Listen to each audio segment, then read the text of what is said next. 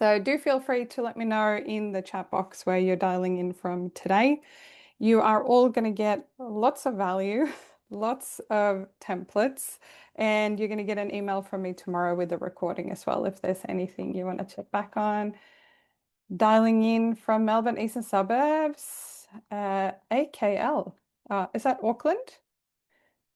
I'm assuming so, but if not, thank you for staying up a bit later because it'd be late for you if you are. Um, I'm going to be covering Auckland. Amazing. Welcome. Thank you for being here.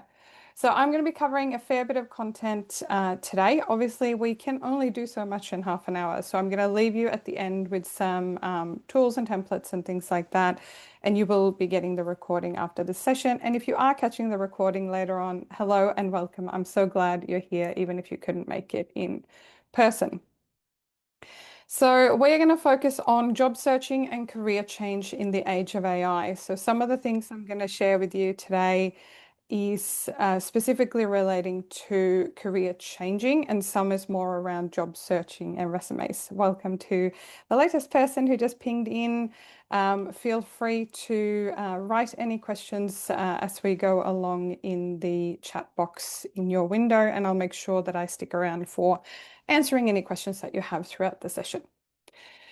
All right, so quickly diving in, I recognize a few of the names who registered, but if we haven't met before, my name is Emmy Petersson. I'm originally from Sweden, but I'm based here in Melbourne, Australia, and I've been coaching clients since 2013, both in the career coaching space, but I've also had a long career in marketing and corporate as well. So I come at it, I guess, from a few different angles, and a key thing for me is professional flow. I think in an age where so many of us are looking for purpose and meaning and feeling like we have meaningful work, it is important to address if things are not going the way we would like them to go. So I mostly work with mid-career professionals, and what that means is people somewhere between 30 and 45 or 30 to 50 usually, who've usually worked in a role for a while but are not feeling happy and or have been made redundant and are looking to pivot into something else. So I've worked with people in corporate, non-for-profit, retail, trades and services, education, and so much more.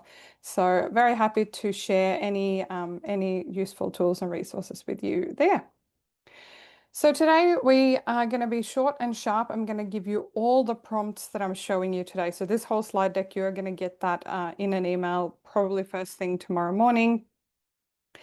But we're going to cover how you can update your CV and your LinkedIn profile using AI in a way that sounds like a real person and not a robot.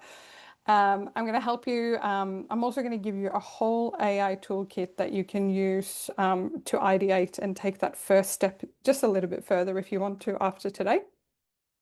We're going to talk about the second point, which is a lot around applying for jobs both faster and smarter. This does not replace sounding like a real human, but I'm going to help you with tips and tools that I have used extensively with clients and that seem to be working really well. But naturally, all of these, you would have to amend them slightly to suit you. And finally, if you're stuck and you're like, I'm feeling bored, Emmy, I'm not really in the right place, I want to brainstorm some next career steps for me. Obviously, you can do that with a coach, but AI can be a really beautiful helper with that as well.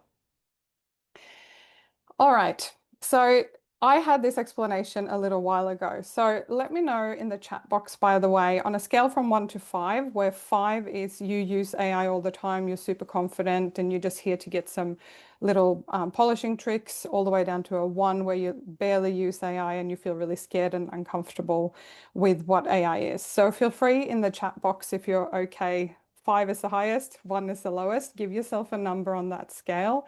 I would say I'm between a 4 and a 5, but it depends on the application. So in the career space, I use it very extensively. Okay, someone's 4.5. That's good. I'd say that I'm there generally speaking as well, but 5 when it comes to the career space. Yeah, we have a 3.5. Excellent.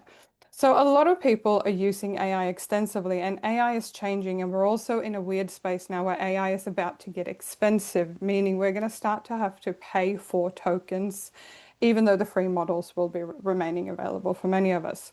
So the frame that I've got here on the screen is probably the most helpful frame that I want you to take away from today.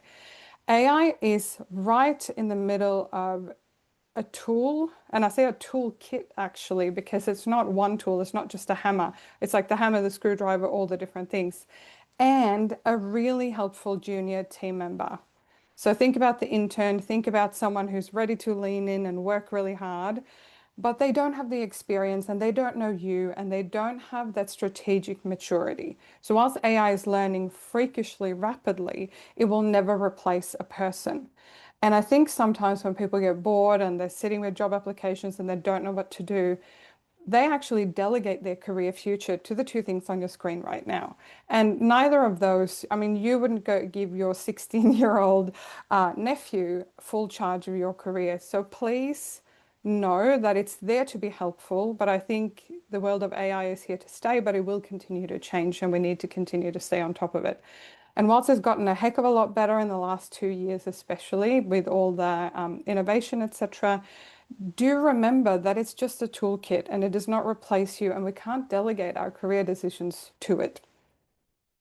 So, with that said, what tool is best, Emmy? Well, I am not here to advise you, and I'm not affiliated with any of these ones. There are obviously a lot more tools than what's on the screen right now.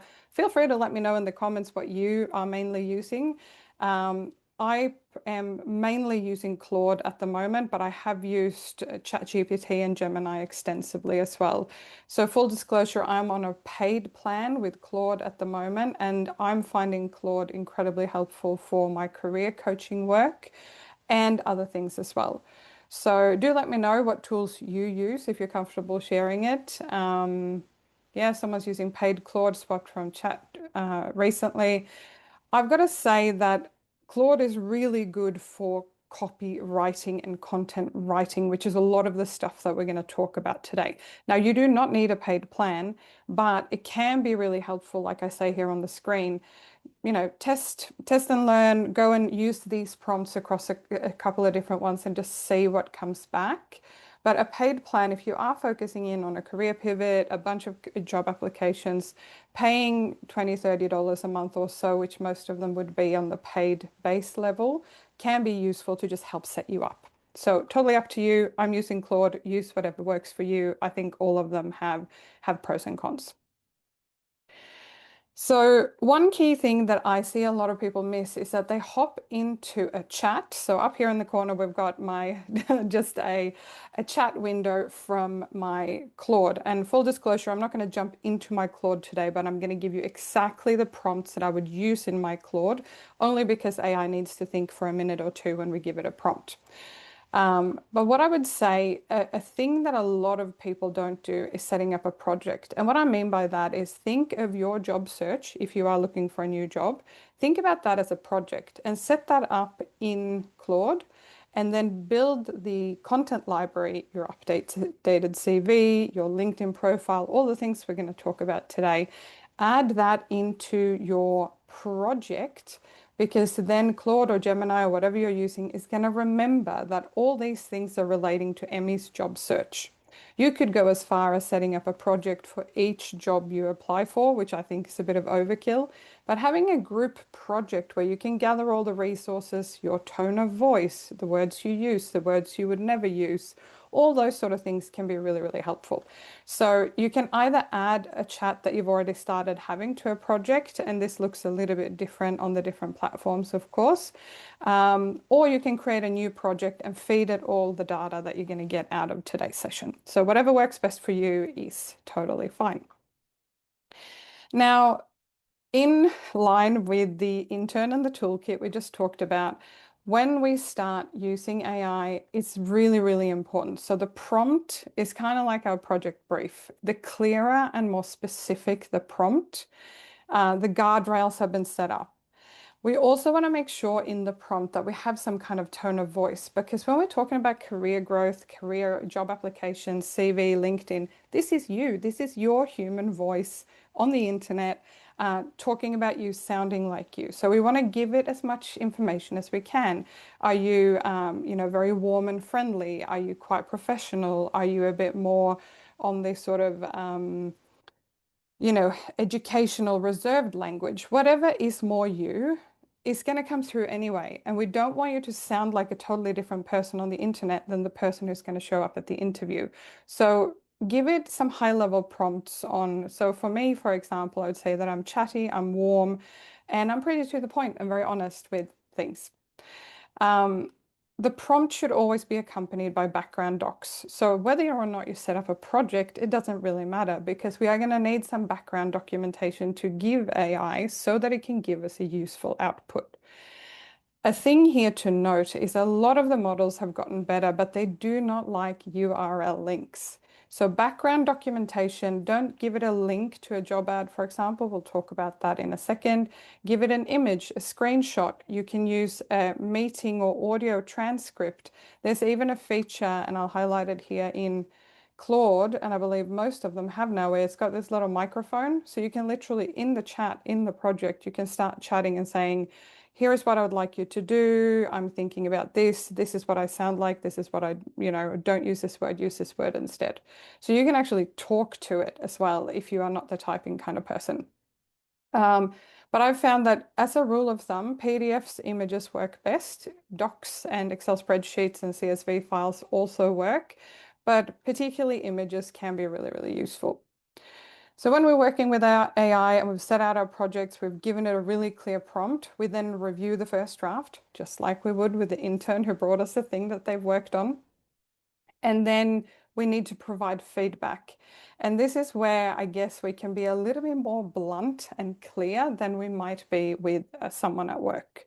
So be really clear with what you like and didn't like. For example, don't use that word. Remove all the M dashes, those long dashes that look like a telltale AI thing.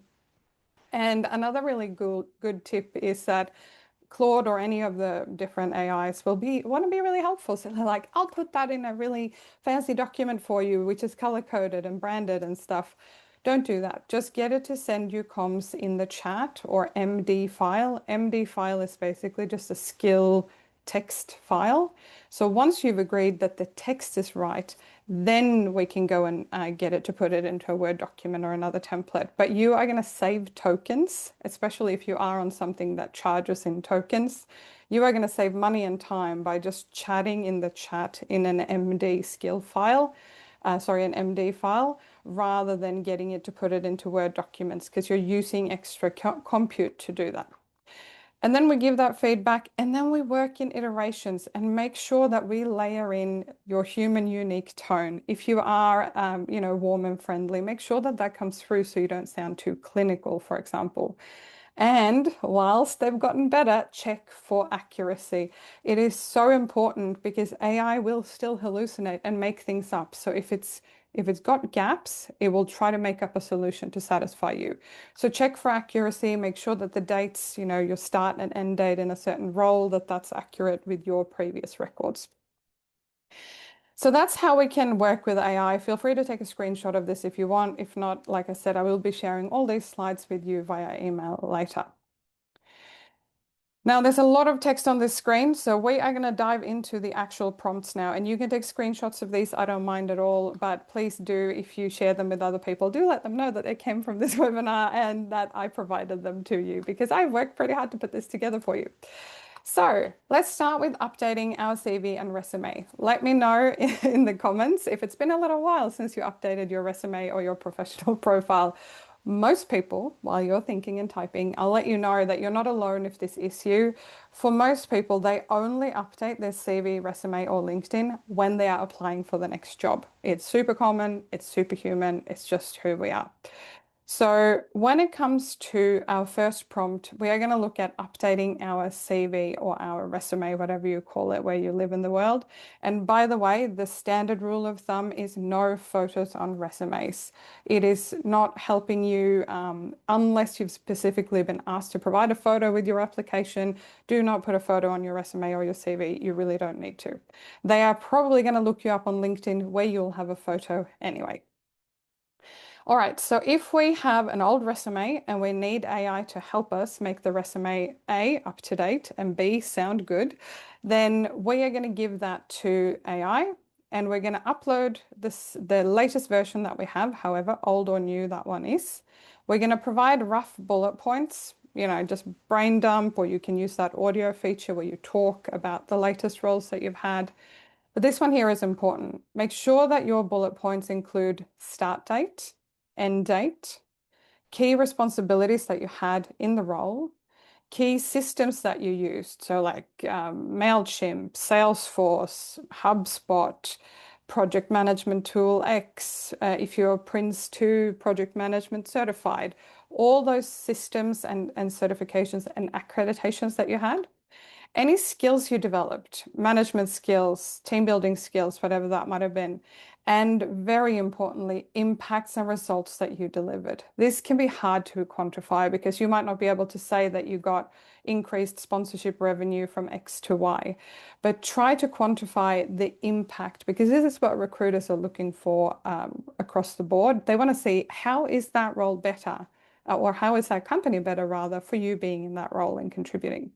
Also include, because this is what you talk into AI, include things that you're proud of what you learned. I'm really proud of delivering that event in really challenging circumstances, or I'm really proud of developing the graduate program. So include that as well. And make sure that you are working with feedback and versions until you feel confident that this sounds like you. Some of you might already know this, but there is something called ATS, Applicant Tracking System Screening. And that's basically an automated software process that a lot of companies, big companies and small companies alike, that they use to sort, scan, and rank resumes before they've even come through to a person. Because there are so many volumes of people applying, usually for the average role at the moment, we want to make sure that the work we're doing with our lovely friend over here in AI is aligned that way. Okay. And finally, it goes without saying, we never lie. Do exaggerate a little bit if you need to. Do highlight, and I see this a lot in my female clients that people are hesitant to put anything on there unless they're an expert at it. If you have some experience with HubSpot Sales CRM, add that because you can always learn more. If you don't know anything about a sales CRM at all and you think you're going to need to know that for the job you're going for, do some online courses, hang out on YouTube and get a base understanding, and then you can hand on heart add it to your CV as well as a skill. All right, so the CV resume prompt that you can basically just literally screenshot this or take this text and put it into your AI. I have an outdated resume and a list of rough notes describing roles I've taken on since this was last updated. Help me build a single comprehensive master CV. The master CV has all the things that you've done that are relevant of any kind back to the start of your career. And then we're giving it some specific instructions. Pardon me. So we want to merge this into one master CV, keeping the older sections intact unless they're clearly outdated. You might also want to update those a little bit. And then we've got some instructions here as well. And point number 4 here is a really important one when you're working with AI. Where I haven't given you enough detail to quantify something, don't invent a number. Flag it early within brackets or something like that to add metrics. So I know exactly what to do and I can go back and confirm it. Because what AI will do beautifully is suggest things to quantify. But if you haven't told it specifically not to make things up, it might make things up, which is obviously not what we want. So again, you're going to get all these things in detail, so please don't feel like you need to take notes or frantically copy. I will send you all of these things. But this prompt here will give you a really good first draft so that you can go and work in iterations, give it feedback, say, yep, this is a good first draft, add a little bit more of this in my current role. You know, are there any skills that I've missed? So talk to it, kind of like you would with a junior team member, and keep adding to it. So do let me know in the chat. I know that I'm moving fast because we've got a lot of ground to cover today. But let's now go into LinkedIn, because the good thing is when we've updated our master CV, we can kind of copy paste a lot of this into our LinkedIn profile. So we want to update our master CV first, and we want to make sure that we are using skills for each role. Many of you are probably already doing this, but I'm going to show you on the next slide exactly where this lives. So the prompt that we've got for our wonderful AI friend is, here is my master CV. Paste the final CV as a doc or a PDF. Help me turn this into a LinkedIn profile that sounds like me and gets found by the right people. Here is how I want to come across. If you haven't already given it a bit of tone of voice, you know, whatever's in orange here, change that to what you want. And also if you have a specific thing that you want to be noticed for. So, I want to be noticed by our recruiters in X industry, or I'm open to this type of role. So again, this is not what you're putting externally. This is your discussion with AI. And basically then we are going to get to give us some headline options. I'll show you this in a minute, but a headline is basically what a lot of people have as their job title. Please don't use the headline just for your job title. You can actually make it a lot bigger than that. And also make sure that you have an about section that's written in first person, but also indexing, because LinkedIn is like your landing page, your shop window for recruiters and for whether you're actively applying or not. I frequently get contacted by recruiters because some of my past experience aligns very well with marketing roles, for example. So we want to have an about section. We want to have experience entries specifically for the most recent roles to make sure that they're really beefed up. And then basically building on our skills and other things here as well. Number 5, the featured section. This is really kind of articles and things like that. So if you don't do a lot of articles or post content or share a lot of things on LinkedIn, don't stress out about that one. But we do want to make sure that we take the master CV to the next level so it is contextually relevant on LinkedIn. And point 6 is a really important one. Flag anywhere in my CV where it doesn't give you enough to write a strong, honest section, so I know what extra detail I need to give you about myself. And then we're iterating.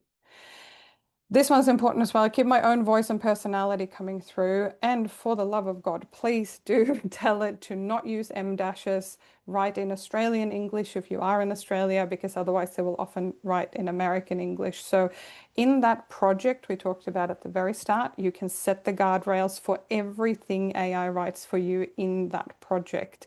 And that way we have some governing rules that it's going to use every time. So you don't have to tell it every time you're putting together a job application. All right. So the key sections on LinkedIn. So your headline is obviously the thing that's at the top of the page next to your name. So mine would say Emmy Petersson, and then it would have my headline. Now, my headline is not my job title. It's an optimized headline. Feel free to look me up if you want. I'm happy to include a link to my LinkedIn later on here. But the about section is really important, including your top skills. So your about section is basically your shop window to the internet. Because I do a few things. I love marketing, I love coaching, and I'm also a minimalist. So I have managed to merge and reflect those things in here. But if you're obviously wanting to index for something in particular, this here is a shop window. So make sure that it is optimized. And the same thing goes for your individual roles. So you want to make sure that you have the time in the role, the key skills down here. You can list up to 5 skills per role still on LinkedIn. So make sure that you've got that. I've also included things like disc profiling and strength finder. So when I talked earlier about HubSpot and CRMs and things like that, you want to make sure that you have a clear outline here, and you can more or less copy paste it from your master CV if you're short on time. But I do recommend that you use this LinkedIn prompt to just finesse it a little bit for LinkedIn to jazz it up a little. All right, let's get into job applications. So before I show you that screen, let me know in the comments if anyone is actively applying for other jobs right now, because if so, this next section is going to be extra relevant for you. I do have, while you're typing and thinking with a yes or a no in the chat box, I do have a whole toolkit that you can download, and there's also a lot of job interview prep prompts and a few other things in that. So at the end of today, I'm going to give you that as well, completely for free. You can just download it from my website. Okay, we've got a few people applying for jobs. Amazing. Thank you for sharing. So you're going to find this next part very relevant, but do make sure that your LinkedIn, so the first 2 steps we did, your master CV is up to date and solid, and it can be long and comprehensive. Your master CV does not have to be 2 to 3 pages. It can be as long as you want. And your LinkedIn is going to be what almost every recruiter will go and look at. Not actively applying, just looking for the right thing. Yeah, perfect. For even if you are just looking, there is a way to set your LinkedIn to open to opportunities without having that tag of actively actively looking, that is external facing. So if your LinkedIn is optimized and your master CV is optimized, you can still get contacted by recruiters for relevant roles to your background. But let's dive into job searching because we've got a lot here as well. And again, you're going to get all of this, but feel free to screenshot it if it's helpful for you right this minute. So now we're going to keep doing our iteration process, which is basically working with our beautiful AI intern, and we are going to tailor it to a specific job. So the key here is, again, don't use website URLs because job ads can be listed on Seek, they can be listed on LinkedIn, they can be listed in a range of different environments. So do either print as PDF and get the job ad that way, or just copy paste all the text from the job ad into your chat inside your little project. And also, sometimes AI won't tell you that it can't read the URL and it will just start hallucinating and wasting your tokens or wasting the capacity in your tool. And we still want to be mindful of the applicant tracking system. So we want to make sure that our CV and in a second, our cover letter, which is on the next page, is optimized.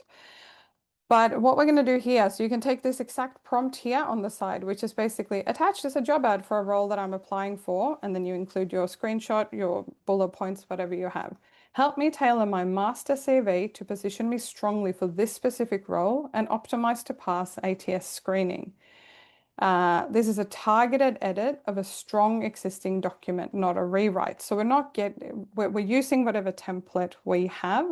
And I can show you a CV template towards the end of today as well if you are interested, if you're struggling for one. But just know this, your CV doesn't have to look beautiful. Don't spend a lot of time designing it. It can be a very, very simple document. Just make sure it's very skimmable because when humans come into the picture and a recruiter is looking at it, they want to be able to see your skills and things like that really clearly, really high up.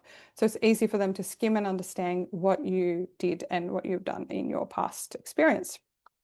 So we're going to pull out the key requirements, responsibilities, and keywords from the job ad and show me that list before you change anything so I can see what you're optimizing for. So we want to make sure that AI has understood the brief and what's in the job ad. Identify where my CV already matches these and reorder to resurface that content so the most relevant experience is nearest the top of the role and the summary. This is a fancy way of saying if the job ad needs you to understand Salesforce CRM and you have used that in your most recent or next to most recent role, but you have that as bullet point number 8 down, down in your description of the role, we want to move that to the first bullet point. So they quickly say, okay, cool. Yep, she's used Salesforce. Yep, that was one of our requirements.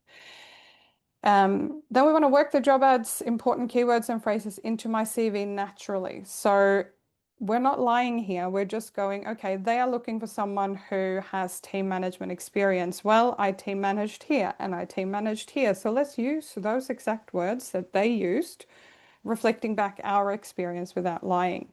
We can obviously exaggerate as well. If we haven't managed big teams, we can just allude to the fact that we managed a team, and whether that team had 10 people in it or 2 people in it is something we can discuss in the interview if we get through to that. Rewrite my professional summary, that little thing at the start, so it speaks directly to this role, which while staying true to my real experience, and so forth. And keep it ATS safe, standard headings, no tables or graphics, a clean single column layout, and my own voice throughout. And it has our voice because we set up that project before. So when we get to this is what helps you apply much, much faster for applications. I'm also realizing we're having a lot of fun, so I'm going to go for another 5 minutes. If you do need to duck off, you will obviously get the recording, but we did take a minute or two to get into the content. All right, so same vein, we want to attach a cover letter. A lot of people skip this step and just lazily flick through their master CV without tailoring it. And this is why it can be really hard to come through when there's hundreds of applicants. But a good cover letter will set you apart. And whilst not every role will ask for it, if there's a place to submit a cover letter, please do. It does not take a long time with the help of AI to add to it. So again, attached is a job ad for a role that I'm applying for, which we had from before, and my master CV, and or if you've already done the tailored tailored CV for this application, you can include that as well. Help me draft a tailored cover letter for this role. The goal is to get past initial screening into a conversation, whether that's with the recruiter or directly with the company. So it needs to clearly match the role's requirements and sound like a real person, not a template. And then you can basically take exactly this template, and I always add things like use Australian English, never use M dashes, write in my voice, and then you obviously add your tone of voice there. Cover letters are especially important for your tone to come through, but also sound like a real person and let your personality come through. Why are you applying for this role? Are you genuinely excited to work for this company? Do their values align with you? Like, why are you excited? Because a lot of people and a lot of cover letters that I clean up and help my clients with, they start with basically, I'm excited to apply for the blah position, and then they move on to their experience. They're not saying why they're actually excited. Why are you excited? If you're not particularly excited, you might need AI to help you get a little bit creative, or you might just be applying for the sake of applying. But this is something that AI cannot do for you. You need to add that little flair, and you can add it in at the prompt stage if you want. I'm really excited about this company because I feel very values aligned with this and this and this. And then AI can help you do a first draft of the cover letter so that you can then iterate. And that is basically how you can get an application together. If you use these two prompts and you have your master CV and your LinkedIn already up to date and ready, you can get an application in one evening, no problem. And this touches on something I really quickly want to say about applications. Most companies are interviewing as they go. So even if an application has an end date in 3 weeks' time, if you really like the role, apply early. Early applications will usually get a screening call early and they will get you in sooner. Some organizations, like public organizations and government and things like that, have more rigid recruitment processes. But more often than not, speed to application is important. And with the help of AI and prompts like this, you can usually have a really strong application submitted within the matter, within half an hour to an hour, if you really sat down and focused on it. Now, when it comes to a career change, this is the last part, and this is probably the broader part of the section. We had a few people who were saying that they're not actively applying right now. They might be looking for a good opportunity. So here are some high-level prompts, and I've got lots more in the free AI toolkit you can download at the very end of this presentation around just exploring career change. Like, what could I do? I'm bored. I don't like it, whatever that might be. So testing a career idea. I'm interested in something like this, and insert your career or industry or role here. But I'm not ready to fully commit yet. I'd like to test it out while still in my current role. Can you suggest? And then we've got a couple of prompts here where AI can help us. And again, if you have a project set up where you have your master CV and all that background information available, this can become like a bit like a conversation. So this is probably where AI goes from the intern to more like a friend who knows a little bit about you. Another thing that I really like is to get AI to scrutinize or validate an idea for me with me. So I'm considering a career change to this industry or this type of role. Can you help me evaluate if it's realistic for someone with my background? And because it has my master CV, it already knows. We can also give it like a little bit of high level background if we haven't done all our homework. And then we can just iterate and have some discussions with AI about it. And AI will often sound more positive than even some of our friends or some of our internal voice. So it's not always the devil's advocate we might need it to be at times. But this and many more prompts that can help you kind of get started about career change are going to be in that pack that I'm going to send you shortly. Someone's saying in the comments, I find it so hard to write a short cover letter covering all the key selection criteria. A lot of roles ask for and stick to the STAR method. Yes, it is really challenging. It is definitely, so let's talk about key selection criteria. If you've ever applied for a role in government or certain sectors where they specifically ask you to address the key selection criteria, you can sometimes submit them as a separate document, and that's where you could, in this pardon me, in this instance, you could use your STAR technique and be very specific there. Otherwise, I often say to clients, because we want to keep our cover letter, it could bleed into 2 pages. It's not the end of the world, but ideally, we want to be short and sharp and engaging because what are we pitching for? a conversation. We are pitching to have a chat with these people. They're going to read hundreds of applications. So a one pager that addresses the core three things. So you can even iterate with AI in this instance and go, what are the three strongest selection criteria that are coming through here, and answer those really, really well. And then obviously leave it open-ended that you're happy to talk through your experience in and get an opportunity for a conversation. So I hear you, it's not easy. It's much easier to write long things, especially with AI, but we can also get AI to help us tighten it. Take this sentiment and turn it into three sentences instead of, this long section. So use AI to help you tighten and revise, but make sure that it's still sounding like you. Great work, though, and great question. Thank you so much. All right, so let's go back to where we started. I'm going to give you all these prompts. Please go ahead and use them, refine them, and make them feel like you. But remember, you actually still need to always read and stay fully across anything you submit or publish, because it's your responsibility to check and manage your professional profile. Think about like a key presentation or an annual report or something. You would not get the intern to proof it and deliver it. You'd probably want to read it before it went across. And if it's a role that you're less interested in, I often talk about great, okay, and not okay roles. If you're in the position right now where you're applying for a few of those like okay roles, they don't really get your heart singing, you might be less detail oriented, and that's okay. But still make sure that you are checking anything that you are sending in. And even if it's just an okay role, still do make sure that you optimize your CV so that you can get through to an interview. I get a lot of people telling me, oh, Amy, I'm sending in hundreds and hundreds of applications. Well, tailoring your applications and still sounding like a person is a tightrope we've got to walk. And I'm seeing this across countries because I'm coaching people outside of Australia as well, but I'm seeing it a lot in Australia at the moment. And finally, staying organized. So you can set up your projects in your AI tool of choice, but let's be honest, things can crash, the internet can go down, and I think it was Claude or some other one that was down for 48 hours, and there was an outcry because people couldn't work anymore because they work in AI. So always keep a source of truth copy outside of your AI tool, because if you ever lost access, you would be very, very sad that your master CV is buried somewhere deep in your inbox or somewhere else. So what I recommend is having a folder structure for your CVs. Have a folder for all your masters. So you can have a master cover letter that you're really proud of or something that really worked, perhaps. So save any master documents in there, including a job search tracker. And this is something, and I'm very happy to share this at the end of the session. If you would like a free copy of the job search tracker, it's just a Google sheet that I use and recommend to clients all the time.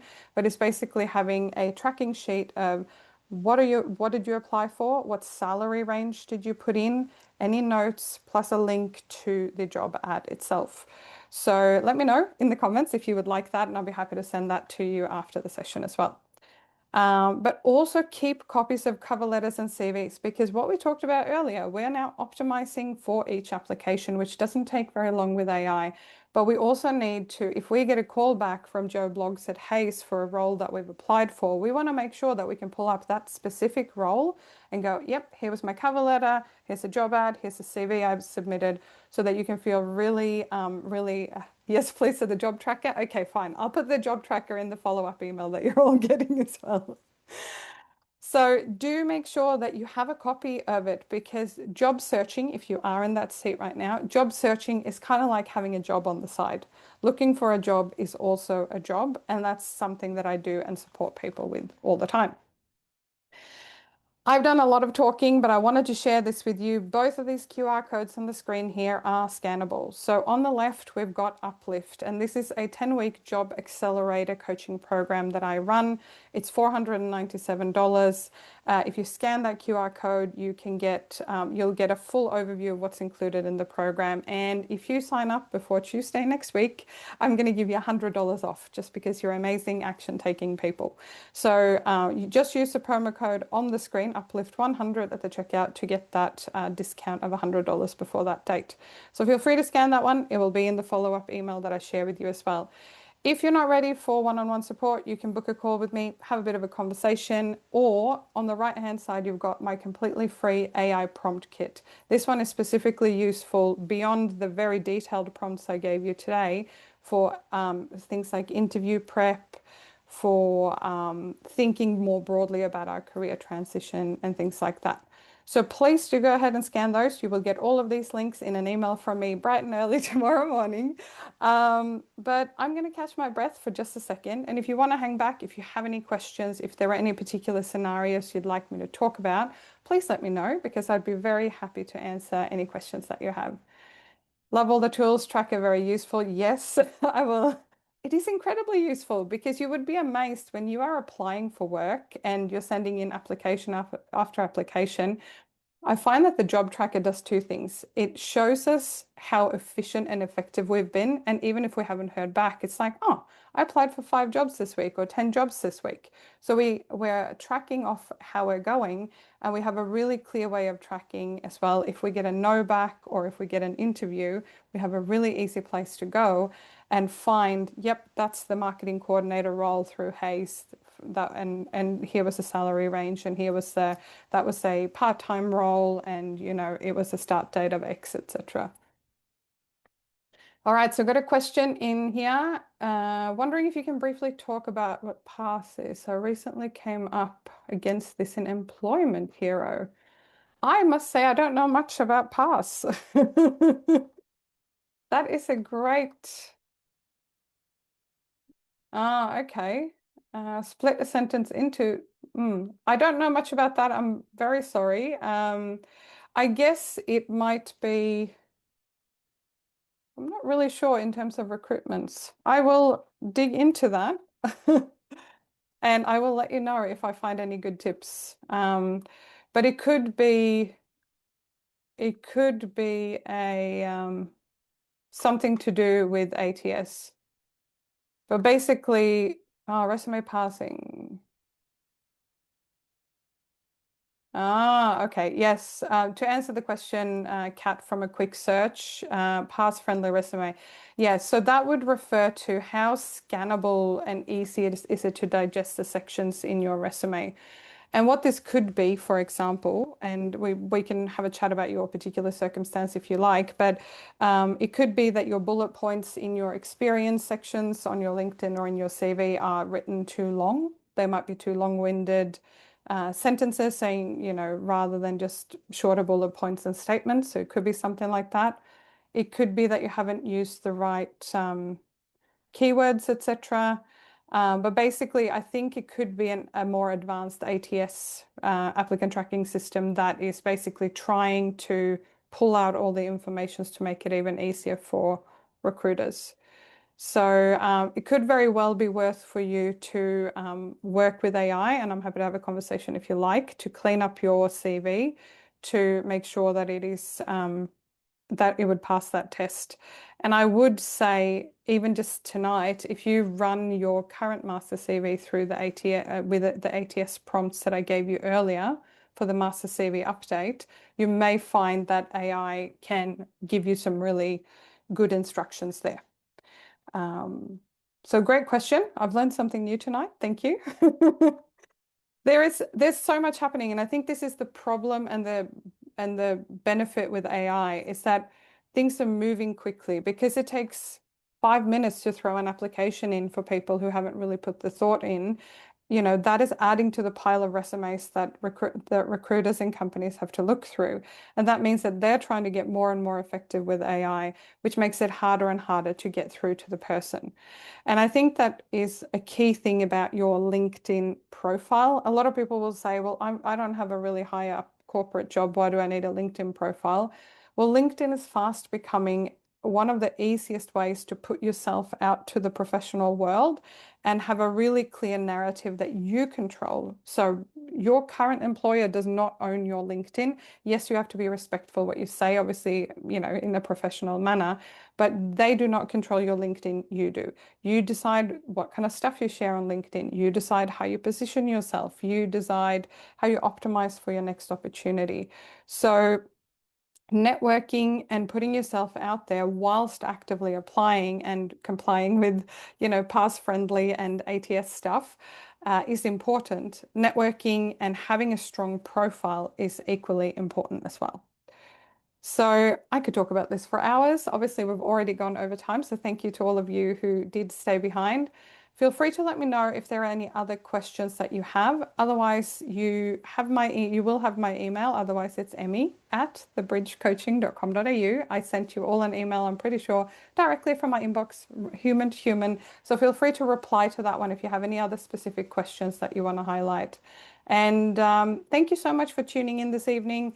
Do check out Uplift if it's something for you. It's specifically designed to support people going through job search, not just challenges, but being there for you with accountability. And that also does include CV, LinkedIn, and job interview support as well. So thanks a million for being here. And I do hope to stay in touch with you. And I hope to see you very soon somewhere on the internet or maybe even in person. Have a great night, everyone.